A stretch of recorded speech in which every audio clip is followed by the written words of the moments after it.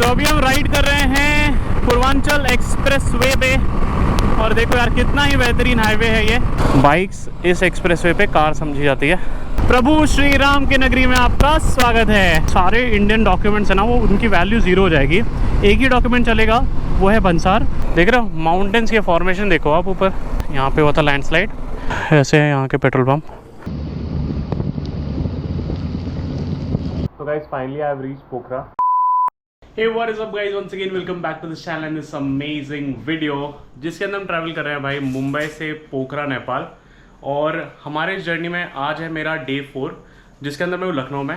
और आज जो है वो हमारा बहुत इंपॉर्टेंट डे रहने वाला है क्योंकि आज ही के दिन हम नेपाल के अंदर एंटर होंगे। लखनऊ से हम अभी स्टार्ट करने वाले हैं अपनी जर्नी अराउंड 5 बजे। अभी बजे सुबह के 4:44। शार्प 5 को हम स्टार्ट कर देंगे। बस लगेज लोड करना रह गया हमारा। ये सारे हमारे लगेज हैं जो पैक्ड है। गैजेट्स हमने सारे चार्ज कर लिए हैं and he is my friend. ये हमें इस राइड पे ज्वाइन करने वाले हैं फ्रॉम लखनऊ टू नेपाल। और नेपाल में जो भी हम एक्सप्लोर करेंगे उसमें ये है अपना कुछ लगेज, ये है अपना एक्सपीडिशन बैग, ये है टॉप बॉक्स। बस 15 मिनट्स में हमें लगेज लोड करके निकलना है। वीडियो को लाइक ज़रूर करें और जो भी आपके थॉट्स है, जैसा भी आपको वीडियो लगा वो कमेंट ज़रूर करना क्योंकि आपके कमेंट्स है और आपके एक छोटे से लाइक से बहुत ज़्यादा मोटिवेशन मिलती है किसी भी क्रिएटर को और मुझे भी। तो बस सपोर्ट करते रहना। फिलहाल चलते हैं, लगेज को लोड करते हैं और फिर निकलते हैं अपने राइड के लिए from Lucknow to Nepal on our snowy.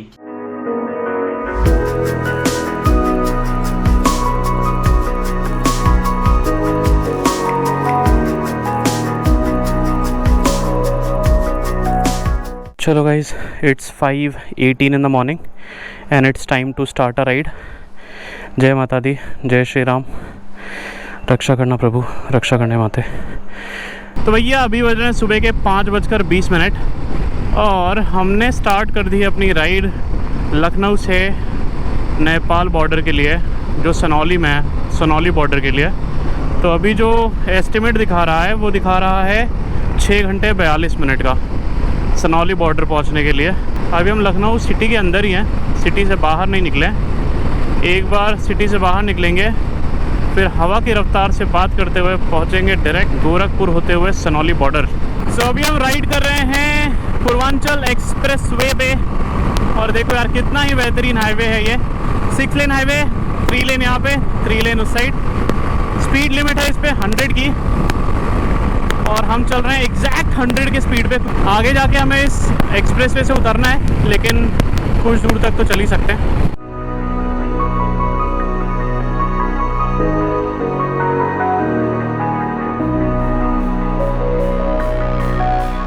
Day 4 का टोल नंबर 1 और ये जो टोल है वो है पूर्वांचल एक्सप्रेस वे पे अयोध्या। हाँ अयोध्या जाना है, अयोध्या जाना है तो अयोध्या के लिए हलियापुर दोनों गाड़ी हैं। हाँ, ये है इनका कंट्रोल बिल्डिंग और यहाँ पे कटते हैं पर्चे। और ये एक्सप्रेस वे पे बाइक्स के भी टोल लगते हैं। बाइक्स इस एक्सप्रेस वे पे कार समझी जाती है। तो 85 रुपीज़ पर बाइक, 2 बाइक के लगे हमारे 170 रुपये। सामने हो रही है सनराइज़ और ऐसा सनराइज़ ना आपको सिर्फ नॉर्थ में ही देखने मिलेगा। इतना सुंदर और इतना प्यारा सनराइज़, जैसे देखो झाड़ के पीछे से निकल रहा है। और वाह, क्या ही कहना यार इस सनराइज़ का। अभी हम एक्सप्रेस वे पे हैं तो मुझे नहीं पता कि मैं रुक के ले पाऊँगा ड्रोन शॉट या नहीं, बट फिर भी आप इन्जॉय करो यार ये व्यू, ये नज़ारे इन्जॉय करो। एक्सप्रेस वे पे हमारा सफ़र बस यहीं तक था। 700 मीटर बाद से हम लेंगे इस एक्सप्रेस वे से एग्ज़िट और फिर उतर जाएंगे भाई नीचे हैदरगढ़ के तरफ और फिर वहाँ से अपने आगे की दूरी हम तय करेंगे। देखो यहाँ से लेंगे हम एग्ज़िट हैदरगढ़ वाला। चलो, बहुत ही प्यारा हाईवे है ये। जब आप एक्सप्रेस वे से एग्ज़िट लेते हो तो आपको जो स्लिप मिली रहती है ना टोल पे, वो चेक होती है। एक और टोल आ गया, ये है हमारा टोल नंबर 2 डे 4 का और यहाँ पे बाइक्स के टोल नहीं लगते हैं। अभी बजे सुबह के 7:17 और जर्नी हमारी जारी है from Mumbai to Pokhara Nepal on our Snowy. प्रभु श्री राम की नगरी में आपका स्वागत है। तो स्टार्टिंग के हमने 130 किलोमीटर के राउंड कवर कर लिया है और हम पहुंच गए अयोध्या प्रभु श्री राम की नगरी में। और इसी बात पे चलो बोलो जय श्री राम। देखो एक्सीडेंट भी ऐसे हुआ है ना कि पूरा ट्रक ही पूरा क्रॉस खड़ा हुआ है रोड पे, और इसके पीछे ट्रक का एक्सीडेंट हो गया था और उसने ना पूरा रोड ऐसे ब्लॉक कर दिया था और उसकी वजह से इतनी ज़्यादा ट्रैफिक लगी थी कि पूछो मत। और अच्छी चीज़ ये थी ना कि वो ट्रैफिक के बाद मतलब ट्रक के बाद जो पूरा रास्ता था ना पूरा खाली पड़ा था, क्योंकि सारा ट्रैफिक तो वही रोक के रखा था। तो फिलहाल तो हम अयोध्या से आगे निकल रहे हैं। अयोध्या बस स्टैंड पीछे छूट गया और ये अयोध्या की सरयू नदी बहुत ही सुंदर, बहुत ही उम्दा। वंदे भारत है, वंदे भारत। एक और टोल NH28 पे, और ये था हमारे दिन का तीसरा टोल। तो हमारे स्नोबी को लग गई है भूख, फ्यूल इंडिकेटर जल चुका है और 82 किलोमीटर का रेंज बचा है। और सामने हमारे है भारत पेट्रोलियम, तो अब डलाएंगे पेट्रोल। Let's go. कितना रहेगा? फुल कर दो। फुल। तो फ्यूल हमने करा लिया फुल। 887 का फ्यूल लगा इस टाइम हमें। नेपाल में फ्यूल का क्या सीन है वो पता नहीं है, तो वहाँ चल के ही पता चलेगा। और बॉर्डर पे भी हम पूछ लेंगे लोगों से कि चीपर कहाँ है। जहाँ हमें लगा सस्ता है वहाँ पे हम डला लेंगे। अगर नेपाल में सस्ता होगा तो नेपाल में जाने के बाद डलाएंगे। अगर इंडिया से महंगा है तो हम यहीं से डला के जाएंगे। एटलीस्ट हमारा एक टाइम तो सस्ता पेट्रोल थोड़ा चला जाए कंपेयर टू नेपाल। बाकी इंडिया में कोई सस्ता नहीं है। 100, 107, 109, कहीं कहीं 98 है। ठीक है, बिना फ्यूल के तो गाड़ी चलेगी नहीं।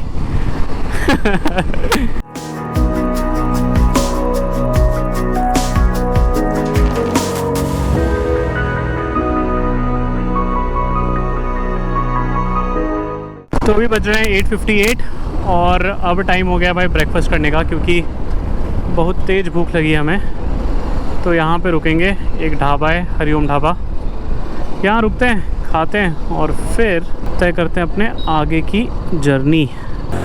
तो ये खड़ी है भाई अपनी बाइक्स, ये है स्नोबी और वो है अपने भाई की बाइक, इसका नाम अभी नहीं दिया हुआ है, ये अपने भाई की बाइक है, द लाइफ राइड्स।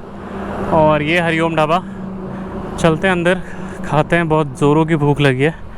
तो हमने ऑर्डर किए हैं पराठे और पराठे हमारे आ गए, देखो विशाल भाई सर्व कर रहे हैं। तो खाते हैं पराठे, ब्रेकफास्ट करते हैं, पेट भरते हैं, चाय पीते हैं और उसके बाद कंटिन्यू करेंगे अपनी राइड को और कवर करेंगे बचा हुआ डिस्टेंस नेपाल बॉर्डर के लिए।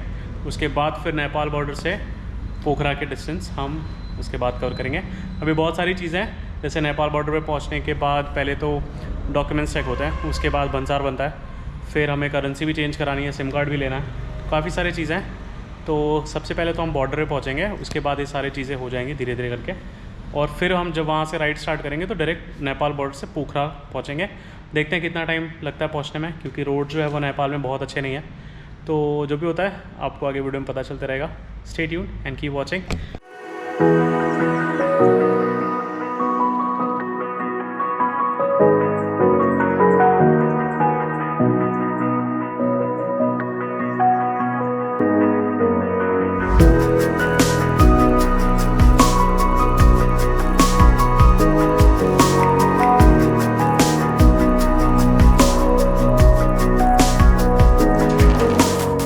सो we are back on the saddle breakfast करके, और अभी बजे हैं सुबह के 10:07 और धूप जो है एकदम कड़ाके की हो गई है, बहुत तेज़ धूप लग रही है भाई।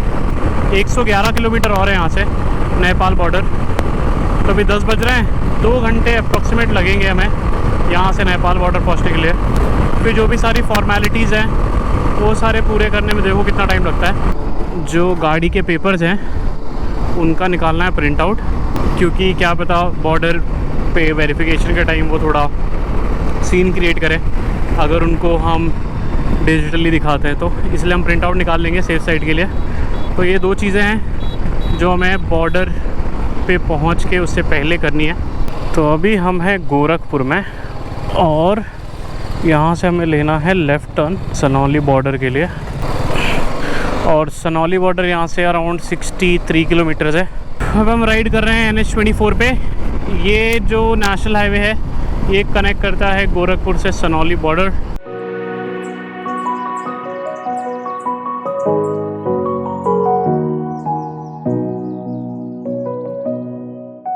यहाँ सनौली बॉर्डर से अराउंड 20 किलोमीटर पहले हम प्रिंट आउट निकाल लेते हैं डॉक्यूमेंट्स के, अपने गाड़ी के पेपर्स के।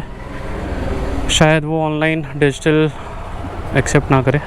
चलो हमने ले लिया प्रिंट आउट आरसी के, और बाकी जो डॉक्यूमेंट्स हैं जैसे लाइसेंस हो गए आपके या फिर कोई आईडी प्रूफ है, वो अगर आपके पास ओरिजिनल है तो बस वो चेक करते हैं। ज़ेरॉक्स आपको लेना पड़ेगा तो बस आरसी बुक का, लाइसेंस और आईडी प्रूफ हो बस चेक करेंगे वहाँ पे। और बाकी अगर आपके पास कोई गैजेट वैजेट है तो आप उनको बता दीजिए कि हाँ ये मेरे पास ये है, बस, और कोई दिक्कत नहीं होगा। ये हमें सुनने मिला है। अब बाकी जो सिनेरियो है वो आपको हम बॉर्डर पहुँच के बताते हैं कि एक्चुअल में क्या होता है, ठीक है। Ministry of road transport and highways, government of India, thank you, visit again. यहाँ से लगभग इंडिया का बॉर्डर धीरे धीरे ख़त्म होता है और अब आगे जाके नेपाल बॉर्डर स्टार्ट होगा। तो ये है सनौली मार्केट, और जो आप सामने बड़ा सा गेट देख रहे हो ना, ये है सनौली बॉर्डर का गेट। नेपाल बॉर्डर का गेट है नॉर्मली, बट इसे कहते हैं सनौली नेपाल बॉर्डर। ये गेट के पहले ही इंडिया है, गेट के बाद इंडिया की बाउंड्री ख़त्म हो जाती है, फिर स्टार्ट होती है नेपाल की बाउंड्री। तो भंसार हमने बनवा लिया है, और भंसार के लिए 2 डॉक्यूमेंट बहुत ज़रूरी है, एक आरसी का ओरिजिनल और एक ज़ेरॉक्स कॉपी, और उसके अलावा आपका डीएल आपके पास होना चाहिए। डीएल का ज़ेरॉक्स कॉपी नहीं रहेगा तो भी चलेगा। बस ये डॉक्यूमेंट है जो मैंडेटरी है भंसार बनाने के लिए। और कितने दिन का आपको भंसार चाहिए उसके लिए आपको वहाँ बोलना पड़ता है, 10 दिन का चाहिए, 15 दिन का चाहिए। अगर मान लो आपको 15 दिन का चाहिए तो आपको बताना पड़ेगा कि क्यों 15 दिन का चाहिए। जैसे फॉर एन एग्ज़ाम्पल हम लोग जा रहे हैं बाइक से, तो हमने उनको बताया कि हम 3 चीज़ें कवर करना चाहते हैं, पोखरा, काठमांडू एंड मस्तांग। तो उन्होंने कहा कि इतना तो 10 दिन में हो जाएगा, तो आपको 5 दिन एक्स्ट्रा क्यों चाहिए। तो हमने उनको बताया कि क्योंकि हम बाइक से जा रहे हैं, और बाइक से क्या होता है ना, ब्रेक डाउन होने के चांसेस होते हैं, या फिर कोई बारिश एंड ऑल का टाइम भी है, मतलब एंड ऑफ सीज़न है बारिश का, तो बारिश भी हो सकती है। तो इसलिए हमने 5 दिन बफर के लिए रखा है। तो उनको जस्टिफाइड लगा वो, तो फिर उन्होंने हमें 15 दिन का भंसार दे दिया। तो 15 डेज़ का भंसार हमें मिल गया है, आज से लेके टिल 15 डेज़। और ये 15 डेज़ में हम घूमेंगे भाई पोखरा, मस्तांग एंड उसके बाद काठमांडू। फिर हमारा प्लान ये है ना कि हम काठमांडू से थोड़ा नीचे, जैसे for an example Sitamarhi, Janakpur ऐसे होते बिहार होते हुए फिर वापस वाराणसी आएँ। तो ये कुछ ओवरऑल प्लान है, देखते हैं कहाँ तक क्या होता है। आप प्लान ही बना सकते हो, लेकिन सबसे बड़ा प्लानर जो है ना वो ऊपर बैठा है, ठीक है। तो जो भी होगा आपको आने वाले व्लॉग्स में पता चलेगा। फ़िलहाल तो यार ये कुछ है सीन और ये कुछ है प्लान। अब करेंसी भी हमने एक्सचेंज करा लिया, भंसार तो बन ही गया है। इसके अलावा अब हमें चाहिए बस सिम कार्ड, तो सिम कार्ड लेते हैं। बाकी जहाँ हमारा स्टे होगा वहाँ तो ऑलरेडी वाईफाई होता ही है। तो बस ये कुछ चीज़ें हैं जो करानी है, जो पेंडिंग है, बस सिम कार्ड लेना है हमें। और उसके अलावा अभी बज रहे हैं दोपहर के 2:26। बहुत ज़्यादा भूख लगा है, ठीक है, तो खाना भी खाना है। और ये देखो कितना सुंदर सा गेट है, ये ऊपर देखो, वाह। जब भी आप नेपाल एंटर करते हो, आपके सारे इंडियन डॉक्यूमेंट्स हैं ना, वो उनकी वैल्यू 0 हो जाएगी। एक ही डॉक्यूमेंट चलेगा, वो है भंसार, और हर जगह हर कोई वही चेक करेगा। वो आपका कोई और आईडी प्रूफ या और कुछ चेक नहीं करेगा, गाड़ी के पेपर्स भी नहीं चेक करेगा, वो सिर्फ भंसार वाला डॉक्यूमेंट चेक करेगा आपका कितने दिन का है और वो वैलिड है नहीं, जब तक आप रुके हो नेपाल में तब तक। तो यार ये थी कुछ चीज़ें। और अभी जो हम रोड पे राइड कर रहे हैं ये है सिद्धार्था हाईवे, और हमारा जो एम है वो है पोखरा, जो कि अभी काफ़ी दूर है यहाँ से, अराउंड 170-180 किलोमीटर्स है। तो देखते हैं कब तक पहुँचते हैं, लेकिन उससे पहले हम करेंगे भोजन, क्योंकि हमें लगी है भूख। और ऊपर देखो बोर्ड लगा है कि बाइकर्स बी इन लेन सी, तो हमें लेन सी में रहना है। तो अब यहाँ रुके हम टाइगर कैफ़े एंड बार, यहाँ पे देखते हैं कुछ स्नैक्स मिल जाए तो। बहुत तेज़ भूख लगी, खाएंगे उसके बाद चलेंगे आगे। बाइक हमने कर दी है लॉक और फ़ोन निकाल लेते हैं। तो अभी हम रुके एक कैफ़े पे कुछ खाने के लिए, बहुत ज़ोर की हमें भूख लगी थी, तो हमने ऑर्डर किया है सूप, उसके अलावा वेज क्रिस्पी और बर्गर। सूप हमारा आ गया है, तो खाते हैं भाई, थोड़ा फ्यूल अप करते हैं और उसके बाद फिर आगे का जो बचा हुआ डिस्टेंस है उसे कवर करेंगे। बहुत तगड़ी भूख लगी है। ब्रेकफास्ट ही करा था हमने समवेयर अराउंड, कहाँ पे करा था हमने ब्रेकफास्ट? बस्ती के अराउंड करा था। बस्ती क्रॉस करके, बस्ती का जो टोल क्रॉस करके हमने ब्रेकफास्ट करा था और उसके बाद हमने कुछ नहीं खाया था। खाते हैं और फिर निकलते हैं अपने आगे की जर्नी को तय करने।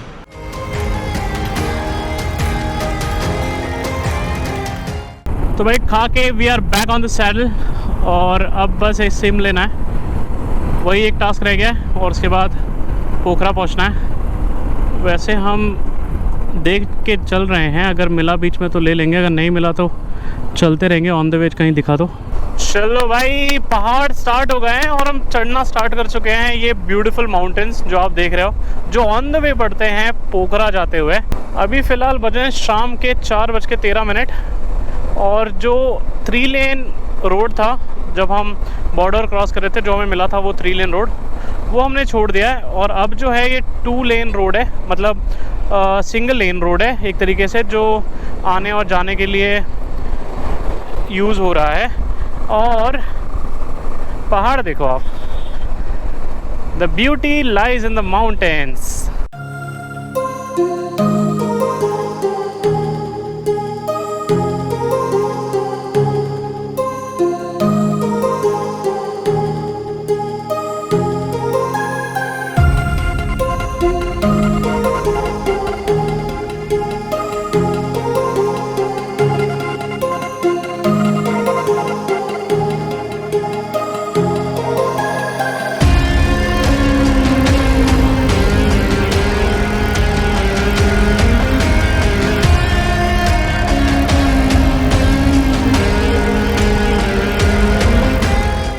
ऐसे टेरेन्स में बस व्लॉग्स में देखा करता था और आज देखो मैं नेपाल के इन पहाड़ों में राइड कर रहा हूँ। देख रहे हो माउंटेन्स के फॉर्मेशन देखो आप ऊपर। ऐसे जगहों पे राइड करने के लिए ना आपको बहुत ज़्यादा केयरफुल रहने की ज़रूरत है, क्योंकि ऐसा प्रॉपर रोड तो है नहीं। ये देखो वाटरफॉल, वाह। यहाँ देखो नीचे सारी मिट्टी गिरी हुई है और ये शायद यहाँ पे हुआ था लैंडस्लाइड, बह के आया था बारिश के टाइम में नीचे। लेकिन फ़िलहाल रोड पे कोई मलबा नहीं है, तो स्लो राइड करें और आराम से करें ऐसे टेरेन्स पे। तो शाम के बज रहे हैं 5:51 और हम जिस रीजन से अभी गुज़र रहे हैं ये है तानसेन। तो अभी हम जिस वैली से राइड कर रहे हैं ये है तानसेन वैली और पोखरा पहुंचने के लिए अभी हमें 100 किलोमीटर से ज़्यादा राइड करना है। तो अभी 6:10 हो रहा है और फ्यूल सफिशेंट नहीं था तो हम यहाँ पे फ्यूल भरा रहे हैं। ऐसे है यहाँ के पेट्रोल पम्प और पेट्रोल है यहाँ पे 182 रुपीज़ और ये जो 182 रुपीज़ पर लीटर है ये नेपाली करेंसी है। तो अगर आपको इंडियन रुपी में कन्वर्ट करना है तो डिवाइड बाय 1.60 कर दो, इंडियन रुपी में कन्वर्ट हो जाएगा। फुल कर दो। हाँ भैया, फ्यूल हमने डला लिया है। मेरे टैंक में 1400 का फ्यूल आया और विशाल के टैंक में अराउंड 1600 का आया, क्योंकि मेरे में थोड़ा फ्यूल था। तो ओवरऑल जो दोनों बाइक में हमने 3000 नेपाली करेंसी में फ्यूल डलाई। और अब देखो अंधेरा हो चुका है, 6:16 हो रहा है और अभी तक हम पोखरा पहुँचे नहीं हैं। देखते हैं कब तक पहुँचते हैं। और जैसा कि मैं हमेशा कहता हूँ, एक बार मैंने जर्नी जो स्टार्ट कर दी ना, फिर तो मैं डेस्टिनेशन तक पहुँच के ही रहता हूँ। अभी रात के हो रहे हैं 6:35 और अंधेरा देखो कितना हो गया है। और इसी अंधेरे में अपनी जो ऑक्स लाइट्स हमने लगाई थी ना, वो एकदम ज़बरदस्त काम कर रहा है। देखो